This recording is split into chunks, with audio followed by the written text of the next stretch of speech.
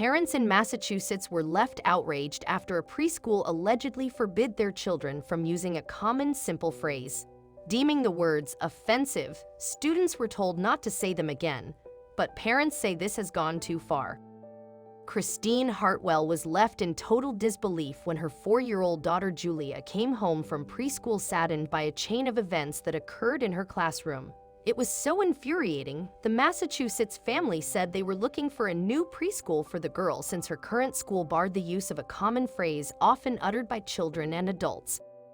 According to Hartwell, Julia came home from the Pentucket Workshop Preschool in Georgetown, appearing rather upset and acting differently than usual. When I asked her what was wrong, she said she was really sad about what her teacher did that day, Hartwell recalled.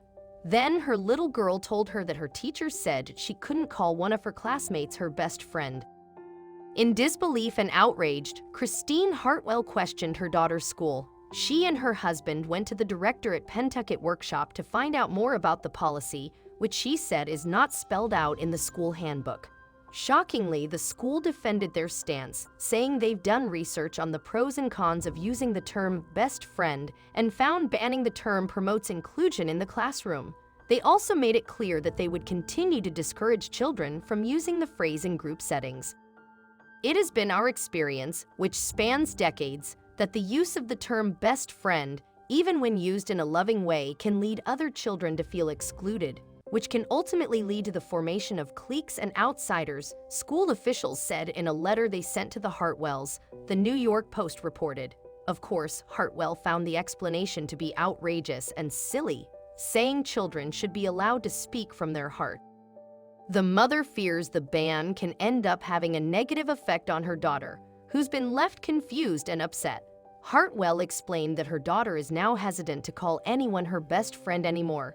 Even now, she goes to say it in a loving way. I'm going to see my best friend Charlie, or this one or that, and she looks at me sideways, Hartwell said, according to the Washington Post. She's checking in with me to see if it's okay, she furthered.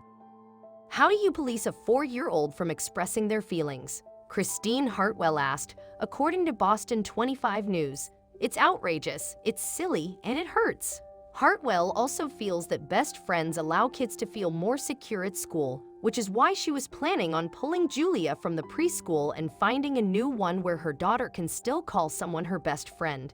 I want her to be able to express her thoughts and feelings in a healthy way, as children should, Hartwell said. Others seemed to agree as the ban gained widespread media attention. After sparking controversy, the school quickly seemed to change its tune, saying there was no ban on the term. Contrary to erroneous reports in the news media and on social media, Pentucket Workshop Preschool has no policy banning the use of the term best friends, the Pentucket Workshop Preschool wrote in a posting online. It is unfortunate that our best intentions have been mischaracterized, they added. For over 47 years, Pentucket Workshop Preschool has helped nurture young children by promoting kindness and respect. We continue that work by fostering a climate of acceptance. Due to our commitment to confidentiality, we will make no further statements, the school's post concluded. Although it appears the banning was never a written policy, it's undeniable that the school tried to discourage the use of the phrase by their own admission.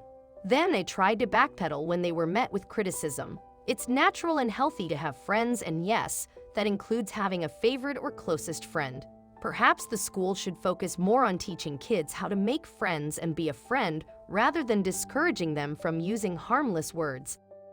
What's more, the exclusion isn't always a bad thing either. Marriage is typically exclusionary.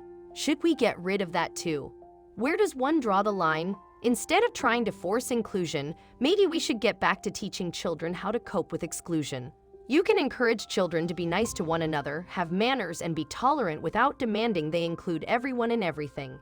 Whether we verbalize it with the phrase best friend or not, people will have those whom they are naturally closer to and prefer to hang out with. Maybe our kids just need to learn to deal with the reality that they will not be everyone's favorite all the time.